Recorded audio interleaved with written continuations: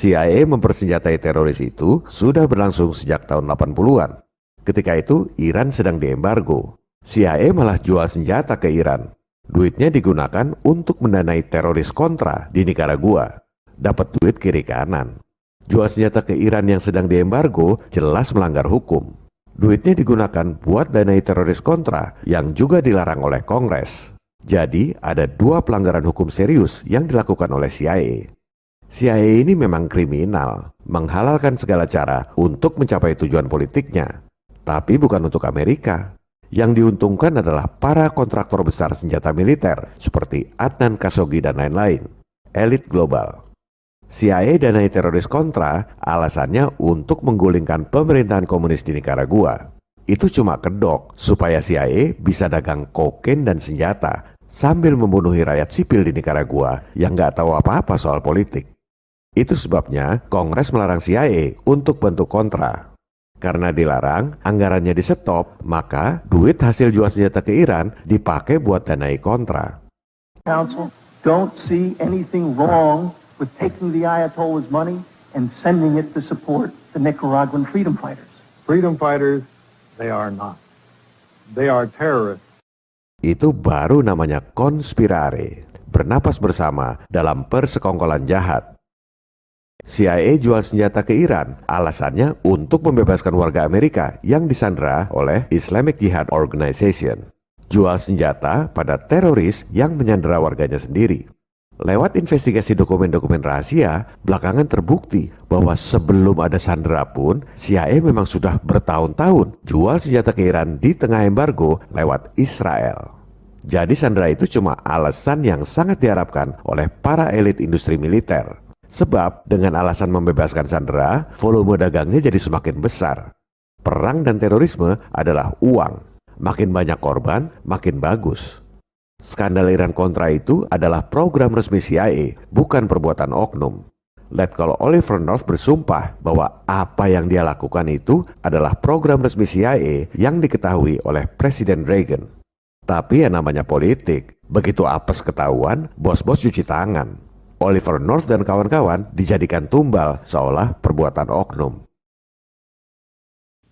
I will tell you right now, Council, and all the members here gathered, that I misled the Congress.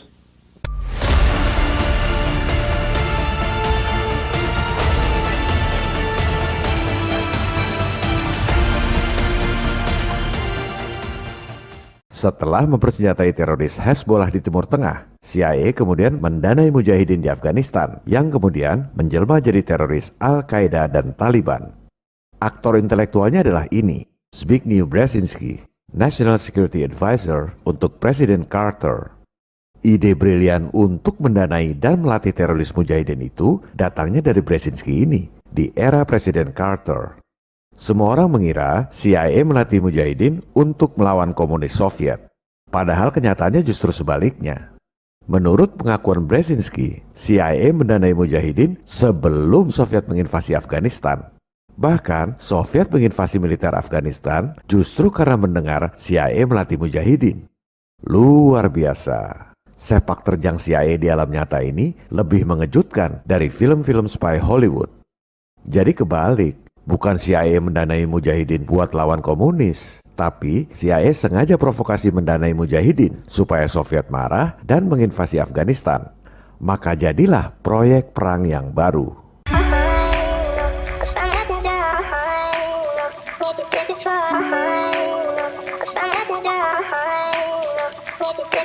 Baik Al-Qaeda maupun Taliban adalah transformasi dari mujahidin ini. Bedanya, Taliban itu bermuara pada budaya Afghanistan.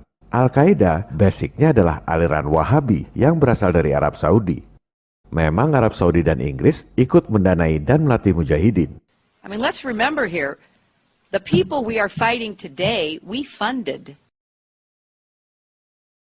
Let's deal with the ISI and the Pakistani military, and let's go recruit these mujahideen, and that's great. Let's get some to come from Saudi Arabia and other places, importing their Wahhabi brand of Islam. Arab Saudi adalah sekutu Amerika dan Inggris. Hubungan Raja Saudi dengan Presiden Bush sangat mesra. Pandangan pertama awal aku berjumpa. Pandangan pertama awal aku berjumpa, seolah-olah hanya impian yang berlalu. Sungguh tak kusangka dan rasa tak percaya.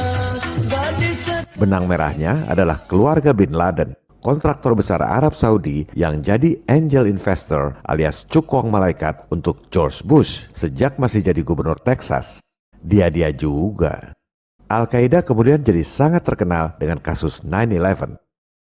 Supaya nggak kepanjangan, tentang 9/11 ini akan kita bahas pada episode terpisah yang akan ditayangkan untuk memperingati 20 tahun kebohongannya, tanggal 11 September 2021 mendatang. Selanjutnya, setelah mempersenjatai teroris Hizbullah, Mujahidin, Taliban, Al-Qaeda yang berujung pada 9/11, CIA kemudian membentuk organisasi teroris baru yang paling ngetop di zaman medsos ini, ISIS.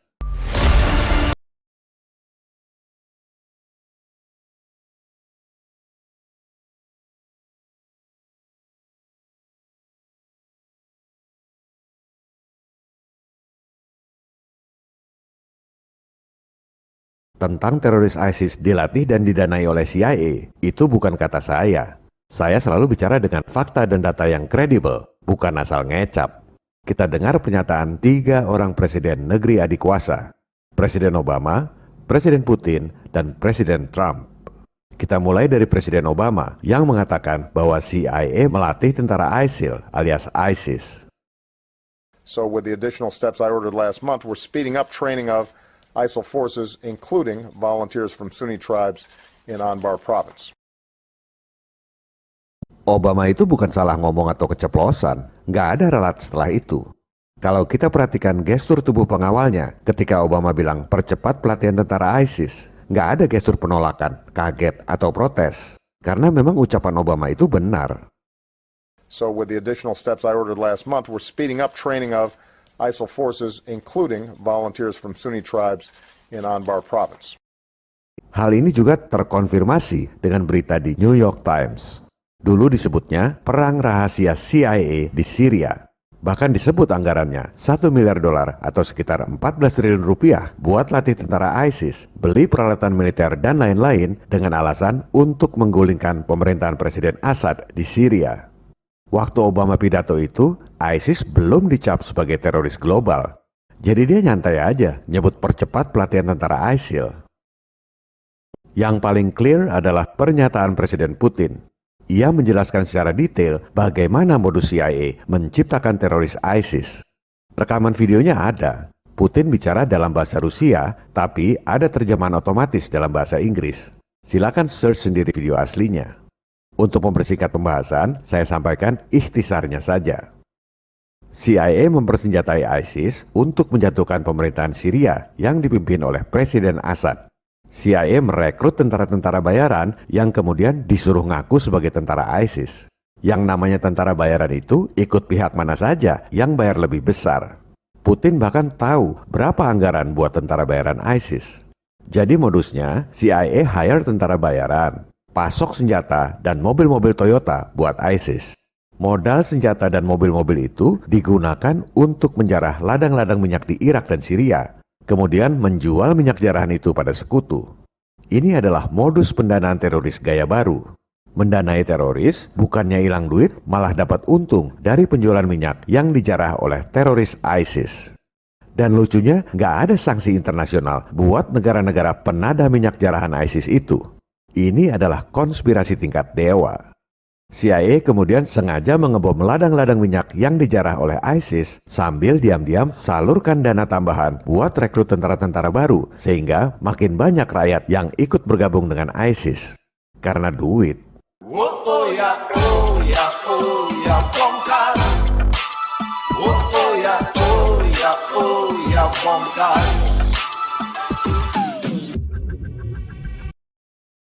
Selanjutnya adalah pernyataan dari Presiden yang ketiga, Donald Trump. Sebelumnya kita kilas balik sebentar pernyataan dari Mensesnek Hillary Clinton dan Presiden Obama agar nyambung dengan pernyataan Presiden Trump. The people we are fighting today, we funded. So with the additional steps I ordered last month, we're speeding up training of ISIL forces, including volunteers from Sunni tribes in Anbar province. They have a bunch of dishonest people. They've created ISIS. Hillary Clinton created ISIS with Obama.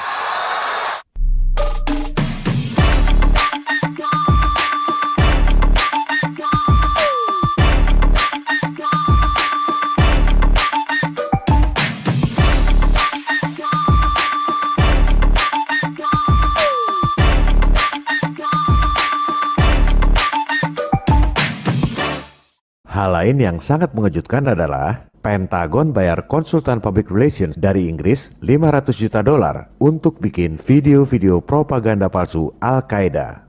Ini adalah taktik buat nakut-nakutin rakyat supaya anggaran perang dan terorisme makin besar. Apalagi di zaman medsos ini, bikin video palsu disebar sendiri oleh rakyat. Makin sukseslah propaganda ketakutan. Kesimpulannya, Hizbullah, Mujahidin, Taliban, Al-Qaeda, ISIS, semua itu adalah bahaya yang nyata. Mereka memang dilatih dan didanai oleh CIA untuk membuat kerusakan di dunia. Terorisme di Indonesia juga nyata. Terorisme harus dibasmi. Yang harus diwaspadai adalah udang di balik terorisme, udang di balik pandemi, udang di balik utang. Dia juga. Mereka tak akan berhenti mengadu domba, memecah belah negara-negara besar seperti Indonesia, supaya lemah dan makin gampang didikte. Penjajahan gaya baru, Nekolim. CIA, WHO, IMF, World Bank adalah perpanjangan tangan mereka. Pada episode 34B mendatang, kita akan bahas program yang sangat jahat dari CIA untuk mengontrol otak manusia, termasuk lewat injeksi. Dan pada episode selanjutnya, kita akan bahas dokumen rahasia CIA. Ternyata di tahun 1965, mereka mendukung dan tak ada niat sama sekali untuk menjatuhkan Presiden Soekarno. Viva Republik Indonesia. Salam People Power. Oh ya, bongkar. Oh ya, bongkar.